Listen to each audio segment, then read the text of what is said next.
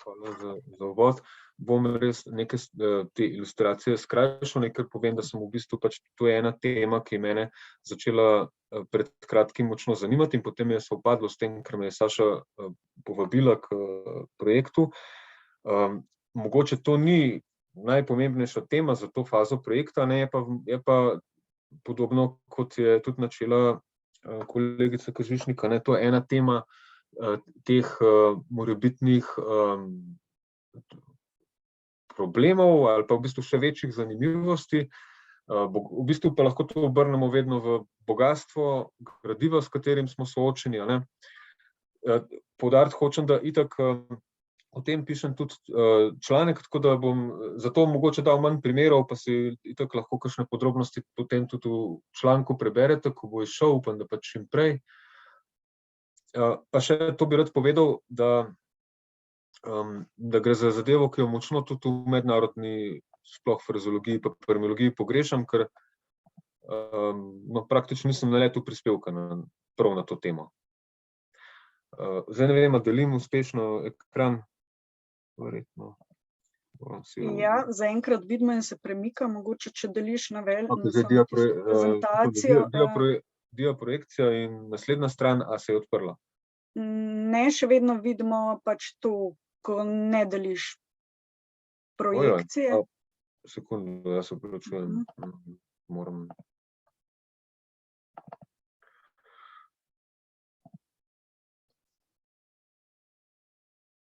Pa mi kaže, da delim ekran. Deliš ekran, ampak deliš izhodiščen PowerPoint, ne pa same projekcije čez cel ekran. Lahko ostaneš tudi na tej strani. A zdajle je? Zdaj kaže, da vrti pri tebi, ampak pri nas se ni spremenilo. Še vedno ni diaprojekcije? Ne, mogoče pa ostaneš kar samo tako na PowerPointu. Ostal pri slajdih. Tako, prav. Ja, se opravičujem. Razširitev in dopolnitev sta pojma, na katera sem naletel pri Grigoriju Permjakovu in v bistvu dokaj po naključju, ker se nahaja to, nažalost, samo v eni opombi. Ne bom rekel, da poznam cel opus Permjakova, ampak ne poznam dela, kjer bi se on temu več posvetil, ampak je pa nekje zelo jasno izpostavil razliko med tem, kar on v ruščini imenuje dopolnjenje in to, kar v ruščini imenuje razvjortivanje. In zdaj razvjortivanje, jaz sem to nekako prevedel kot razširitev, dopolnjenje pa kot dopolnitev. Pa je po moje kar za silo v redu prevod. In sicer Permjakov razlikuje med razširitvijo, ki je podaljšava paremiološke enote, ki pomena izraza ne spremeni, ampak v bistvu tvori dolgo varianto, čeprav tega eksplicitno Permjakov ne reče. Skratka, pomena izraza ne spremeni. Tukaj se Permjakov ustavi. In dopolnjenje po Permjakovu je pa tisti dodatek, ki pomen izhodiščnega izraza smiselno spremeni. Zato bi bilo, to ni več Permjakov, ampak neka moja teza, to dobro potem obravnavati kot povsem samostojen paremiološki izraz in tudi navajati ločeno, slovaropisno ločeno, sicer obravnavati hkrati, ampak potem ločeno predstavljati. Tukaj je tudi ta citat prav z začetka 70-ih let. No, in temu razlikovanju se v frazeologiji in paremiologiji ni posvečalo potem pozornosti, vsaj ne v taki meri, kot bi bilo treba. Mogoče je v kakšnih pasažah jaz v bistvu ne poznam, razen določenih omemb, ki jih bom zdaj navedel. No, in recimo tako bi bilo pri Mokenku leta 80 v delu Slovanska frazeologija je obravnavana težnja po manjšanju in večanju števila frazeoloških sestavin, implicitnost in eksplicitnost. Seveda za Mokenka so pomembni ti odnosi med ustaljenostjo, neustaljenostjo, eksplicitnost, implicitnost, in on navaja primere razširitev, primere dopolnitev vsaj v tem delu ne omenja, razširitve pa. Torej te, pri katerih se pomen ne spremenil, čeprav tudi eksplicitno Mokenko tega ne navaja, ampak daje pa primere, ne. Ruka ruku mojet, obje beli život, in gre za recimo slovenski ustreznik roko umije obe po obraz, ta je tudi v zbirki. Potem pa tudi posredno, no, je to povezano z nečem, kar se izpostavlja v slovaški frazeološki terminologiji, verjetno tudi v ruski, ker je po njenem zgledu narejena, iz leta 95. No, in sicer med načini nastanka novih frazemov, na primer poleg prostih besednih zvez in besednih zvez nefrazeološkega tipa, pa potem s pojavitvijo večpomenskosti pa analogičnim nastankom po vzorcu drugih frazemov, se pravi v bistvu po zgradbenih in tudi zgradbeno-pomenskih vzorcih, je pa ta tretji krepko poudarjen iz že obstoječih frazemov in paremi, s podaljšanjem ali krajšanjem. Nastajajo lahko nove. Pač tukaj gre za to, kar je najbližje temu razločevanju med razširitvijo in dopolnitvijo. Zakaj je to tako pomembno? Ker v bistvu sicer to mogoče ne nastopa v tisočih primerov, recimo v nekem gradivu, ampak vseeno pa je pogosto, pa zelo zanimivo, dinamično, v bistvu seveda tukaj spet to vprašanje, sinhronije, diahronije, sistema in uzusa in ustaljenosti, neustaljenosti. Pa je pa po drugi strani, ker pač, če si ogledamo fenomen antipregovorov, v katerem je bilo od nekako nastanka tega termina v 80-ih letih potem precej pozornosti posvečene in tudi še precej te pozornosti bo posvečene. Nek skok pozornosti je bil po letu 2005. Antipregovorom se veliko pozornosti posveča, pač en določen tip antipregovorov je tip, mislim, da to Litovkina jih tako poimenuje, antipregovori z repom.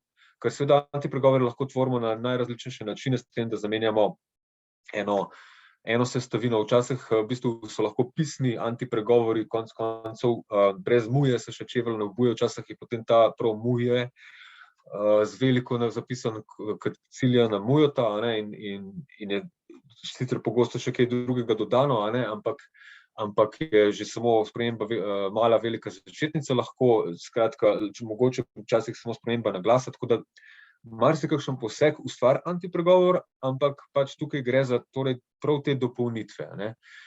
In ustaljena rešitev pomeni varianto, medtem ko dopolnitev pa ni varianta, gre za nov izraz. Del antipregovorov torej tudi tja sodi. Ampak mene v tem prispevku pa predvsem zanimajo pregovori, ki z dopolnitvijo dobivajo nov smisel, z razširitvijo v bistvu dobijo novo varianto, ali pa potencialno varianto, ki je vprašanje, če je zadeva ustaljena ali neustaljena. Temu se pa ne posveča toliko pozornosti. Torej, ni po eni strani hecno, da mi imamo tudi v svetovnem merilu več pozornosti posvečeno antipregovorom z repom, kot pa situacijam, kakršna je dober glas seže v deveto vas, slab pa še dlje. Te situacije pač, ne vem, mogoče partikularno v kakšnih prispevkih, ampak nekako sistematično se pa temu, mislim, da nihče ni posvečal, vsaj jaz ne poznam. In zdaj recimo je zanimivo pogledati ta odnos do različnih žanrov. Antipregovor, torej, kot sem že rekel, nekateri antipregovori so taki. Z dodatkom, z dopolnitvijo. Beseda ni konj, konj pa je beseda. To je pač taka dopolnitev. Medtem ko na stotine antipregovorov nastaja zamenjava. Kdor ne dela, naj vsaj je. Velerizem je pa seveda ožje določen tip, poseben je seveda potem, da je postavljeno to izhodišče v primi govor in potem opremljeno z neko dopolnitvijo. Tam gre vedno za dopolnitev, nikoli ne gre za razširitev, ker gre za primi govor, razen če bi ta primi govor, torej ta izhodiščna enota bila na nek način razširjena, ampak za potrebe velerizma, ampak potem tisto, kar pa je ob primem govoru, je pa nujno dopolnitev, ki prinese parodičen okvir. Torej bomo videli, rekel slepi gluhemu. Pa še treba poudariti, da velerizmi imajo pogosto za osnovo tudi kaj drugega kot pregovora. V bistvu najbolj pogost slovenski velerizem, saj kar sem jaz do zdaj gledal, je, bomo videli, rekel slepec, tudi z varianto, pa bomo videli v bistvu pragmatični frazem. Tudi imajo, skratka, ni to nujno samo s pregovorom povezano. Je pa pri velerizmu res dopolnitev tista nujna. Pri antifrazemih širše gre za nekaj, kar sem jaz v enem svojem prispevku označil kot delna depragmatizacija, pa me zelo zanima tudi, če še kaj tuje literature na to temo, in sicer gre za enote tipa srečno, pa ne za večno, se vidimo, ko se zagledamo, ni zakaj pa še kdaj. V angleščini, na primer, see you later alligator, v poljščini do vidzenia šlepagenja. Skratka, za te tudi dopolnitve drugih tipov frazemov. Sej, poleg antipregovora so marsikateri že raziskovalci govorili o možnostih iskanja antiparemij širše, antivrašar recimo, pa tudi antifrazemov. Mogoče je najbolj tako ustaljen antifrazem pri nas Milo za žajfo. Ok, gremo naprej. Zdaj, jaz sem nekako analizo zastavil tudi v svojem prispevku, tako da sem iskal po oblike v zbirkah, potem sem skušal ugotavljati sodobno rabo in analizo variantnosti, delati s pomočjo jezikovnega korpusa, predvsem Gigafida, Janes in Selevak, kasneje tudi mečkam z Metafidom, ampak zdaj imam podatke za članek že pripravljene po teh 3 korpusih, tako da Metafide še ni. V analizi je koristno ugotavljanje prisotnosti tudi mogoče pripisovanja avtorstva, pa pozorno je treba biti na to, mogoče podaljšava tudi samostojno obstaja v rabi. Za tak primer bi bil recimo izhodiščni izraz dober glas gre v deveto vas, ki ima sam veliko variant, sliši, pride, predvsem ta glagolska sestavina je variantna. Potem pa imamo v zbirki recimo oblike s podaljšavo, lep glas potuje v deveto vas, torej zdaj govorimo o naši zbirki, tej projektni. Lep glas potuje v deveto vas, a grd gre še 3-krat dlje, dober glas seže v deveto vas, grd po deveto deželo. Ampak to so 4. Te 4 enote sem našel, mogoče se še kakšna skriva. No, zdaj takole pa potem bi pokazali rezultati sicer dokaj enostavnega iskanja, v 3 korpusih, pa še D kot drugo, to je še kakšen drug korpus, pa rahlo tudi širše po spletu, in anketa, ki mi včasih tudi kaj prinesla takih navedkov. No, zdaj recimo to, kar je zvezdica, to se je pojavilo v anketi, to, kar je krepko, tukaj počrtano je prepis iz zbirke ISN, in potem vse, kar je krepko, se je pa potrdilo v rabi vsaj več kot 2 zgledih, v 2 ali več zgledih. Seveda to ne pomeni nujno, da je zadeva že 100% ustaljena, 2 zgleda, ampak je pa neka večja. Jasno tudi to, da tisto, kar ni krepko, da ne pomeni, da ni ustaljeno, če pa se je samo v enem zgledu našlo, to je treba še kaj naprej preverjati, ampak tudi za slovar je treba ena merila za prak imeti. No, tukaj pa potem zdaj ta situacija, ki se nažalost slabo vidi, ampak en del teh oblik s podaljšavo, to, kar je krepko, se pač potrdi v več kot 2 zgledih, recimo najmočnejša je oblika varianta dober glas seže v deveto vas, slab pa še dlje, potem je cel kup variant, ampak pač nekatere iz zbirke se potrdijo, nekatere ogromno stvari, ki je trenutno v rabi, tudi ni prisotno v zbirki, tako da je tukaj razmerje različno, treba pač primerjati. Bom malo kar šel naprej, da raje še kakšen primer takole pokažem. Potem pa tudi recimo že čisto samostojne polovice. Slab glas seže v deveto vas, tudi to je dokaj prisotno v rabi. Tukaj gre res za razširitev, ko gre za novo poanto in tudi potem zgledi v neki kratki pomenski analizi to pokažejo, ko niso stvari niti zamenljive med sebojno, pojavljajo se pač tudi uvajalna sredstva, ki so bila tudi prej omenjena kot zelo zanimiv indic za marsikaj. Tukaj pa je tudi stale, v bistvu, o čemer sem prej spraševal, navedek sobesedila iz zbirke. Lep glas potuje v deveto vas, a grd gre še 3-krat dlje. Mož in žena sta kričala in se zmerjala, da so vsi vaščani pritekli pred njuno bajto zijala prodajati. Iz leposlovja, kot je rekla Saša, najverjetneje. Takole potem v bistvu tudi ločeno sta v slovarju pregovorov navedena, dober glas seže v deveto vas, slab pa še dlje in dober glas seže v deveto vas. Včasih so pa te odločitve niso prav lahke. Potem imamo pa recimo, ampak tukaj ne bom šel v podrobnosti, ker sem bil prej s komentarji tako dolg, primer vaja dela mojstra, če mojster dela vajo, tudi tukaj sem naredil neko analizo, kaj se pač v sodobnih virih pojavlja, gre pa za razširitev, nekaj novega pomena ne prinese. Človek se celo življenje uči, neumen umre, ta je recimo bolj problematičen, ker je pomensko verjetno se kar pomen močno ohranja. Pač opravil sem podobno, nek pregled najdb po različnih korpusih in pač odnosov do tega, kaj se tudi v zbirki najde. Ne bom zdaj tega komentiral, bo pač to v članku. In če si pogledamo potem zglede, recimo iz Slovaka, Kasa pa Janeza, človek se celo življenje uči, na koncu neumen umre.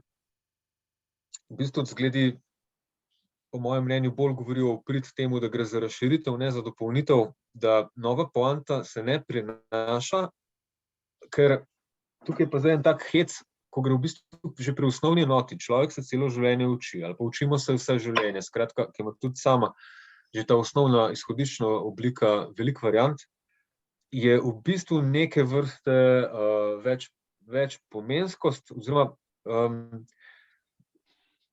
včasih zgolj opisuje situacijo, ko je kdo soočen z novim presenetljivim podatkom.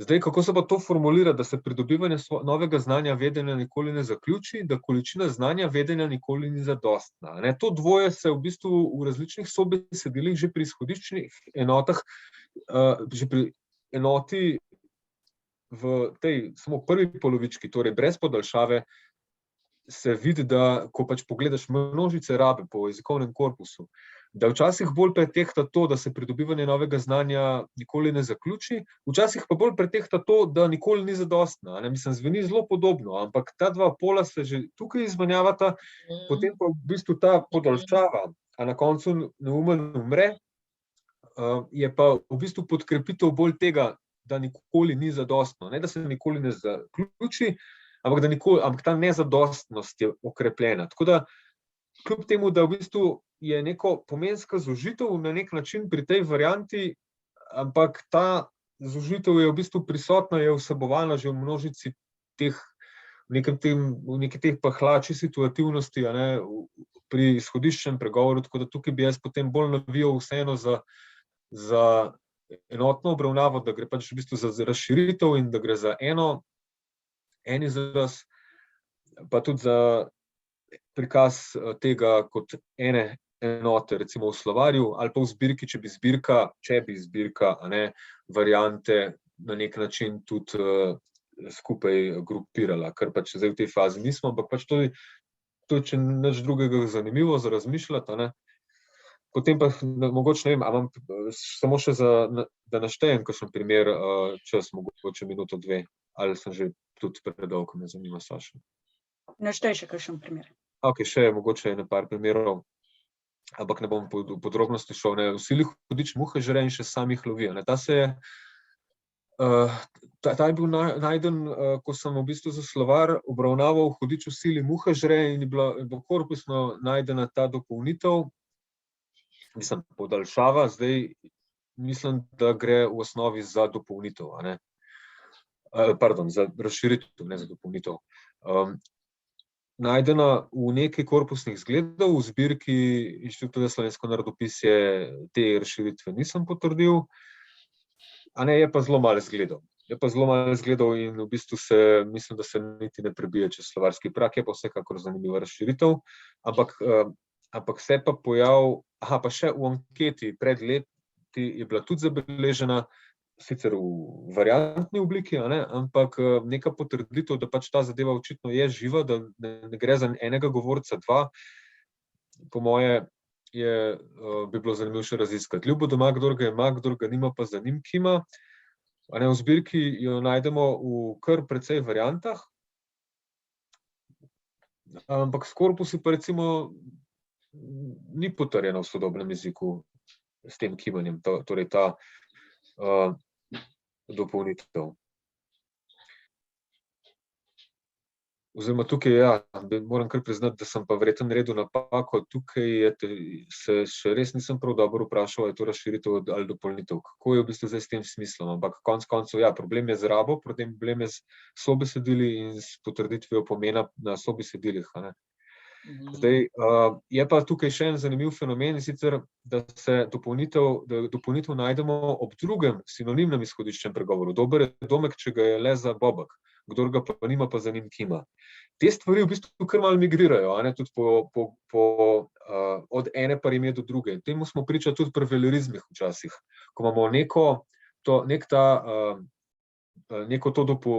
dopolnitev, ki jo pa najdemo ob različnih izhodiščnih enotah, torej gre tudi potem za različne velerizme. To je v bistvu tudi kar zanimivo, ko včasih enostavno kombinatorika to omogoča, ampak zdaj pa dobiti pa dovolj potrditev v gradivu, da rečeš, da je to nekaj, da je to ustaljena enota, da ne gre samo za to, da je pač en govorc, en zapisovalec nekoč pokombiniral dve polovici, ker pač so se njemu skratka prenovitveno, tega nimamo. Vsekakor je pa treba si te stvari beležiti in potem dobiti čim več zgledov. Zdaj pa pač ne vem, recimo tudi vse pa najde tudi v tale Oko za oko nas vse naredi slepe v zbirki, to je krilatica z avtorstvom pripisovanim Gandhiju in je prisotna v zbirki, ampak v današnjem je pa recimo bolj varianta Oko za oko in Svet bo oslepel pogosta. Pa vsaka oči imajo svojega malerja, vsaka rit svojega paderja, ta je pa primer navedek iz ankete, pa ni v zbirki, pa tudi v sodobnih virih ne najdem, skratka, ne vem, mogoče sploh ni ustaljena razširitev, čeprav deluje pa strukturno za razširitev. In tukaj me pa zanimajo tudi v bistvu ne samo pomenske, ampak pač te strukturne analogije, ki pripeljejo potem do razširitev. Zdaj sklep je, da bi bilo smotrno pregledati čim večji del zbirke, zajeti iz nje podaljšave in med njimi ločiti razširitev od dopolnitev. Vsaj na delovno ločiti, potem pa pač gradivsko. Problem je že samo to, kako zajeti podaljšave, a zdaj na paberkovalno, kot je rekla Erika, je to seveda tudi možno in verjetno bi bil to najboljši način v štartu. Potem v največji možni meri historično in sodobno gradivo na ta način preverjati. Je pa natančno iskanje in potrjevanje variant s korpusno analizo iz dveh razlogov pomembno. Prvič, da se ugotovi, katere oblike so ustaljene variante in s tem dovolj reprezentativne, kar je nujno za slovar, za zbirko pa mogoče ni nujno, ampak je pa koristno. In drugič, pomembno je dobiti tudi v korpusih in v najrazličnejših virih čim več potrditev oblik, že zato, da tudi še nam niso kot oblike zanimive za uslovarjanje ali za vključitev v zbirko, lahko pa prinesejo sobesedilo. In če je zadeva bila že potrjena, da je ustaljena, torej če recimo vsaka rit ima svojega padarja, če je že nekje potrjen obstoj tako motivirane razširitve, je potem dobro pogledati, če ima kakšne variante, ker mogoče pa ta varianta prinese sobesedilo, ki ti nekaj pove. Tako da to je v bistvu ves čas je to zbiralništvo nujno, pač zbirka na zbirko, tega ni nikoli konc in sploh, če želiš sobesedil dobiti zraven, pa še rad bi recimo tudi dva primera, ki sta mi prišla na misel čisto primerjalno, tudi bi bilo zanimivo z drugimi jeziki. V slovaščini je, ampak zastarela varianta, jabolko ne pada daleko od stromu, a kedaj padne, vždy sta stop po kupnju obraca. Se pravi, tudi če pade, se pa s pecljem obrača k čemu? K deblu. Ampak to je arhaično v zbirkah prisotno, spet je pa vprašanje, kako je pa bilo prisotno v tej slovaški zbirki. A je bilo to mogoče čisto ena lokalna pogruntavščina, ki je vsaj malo krožila, torej je v bistvu bila ustaljena enota, ampak lokalno, lahko pa da je šlo čisto samo za enega govorca, enega pisca. Ne vemo. Po drugi strani pa je zanimivo, da pač ene stvari v drugih slovanskih jezikih ne nastanejo. Recimo vaja dela mojstra ima pri nas zelo pogosto razširitev, če mojster dela vajo. Medtem ko slovaščina Cvik robi majstra, te razširitve, vsaj kar sem jaz gradivsko pregledal, ne izkazuje. Ne. Tako da tudi te stvari in tudi, če se še malo nazaj navežem na prispevek o pretvorbah medravninskih, besedno-zvezno povednih, je seveda tudi zelo zanimiv primerjalno slovansko gledati, do česa v enem slovanskem jeziku pride, do česa pa v drugem slovanskem jeziku ne pride. Ker je seveda veliko vzporednic, veliko stvari tudi vzporedno nastaja, veliko pa razlik. Ko se nekaj ne v drugem, tiha voda se tudi, v slovaščini recimo, kot vemo, se je ustalila. Kaj drugega se pa mogoče ni. No, tako, z moje strani bi bilo to vse, upam, da vam je bilo zanimivo, pa hvala, da lahko pri tem sodelujem in hvala za potrpežljivost, ker sem si tudi prej precej privoščil s komentarji.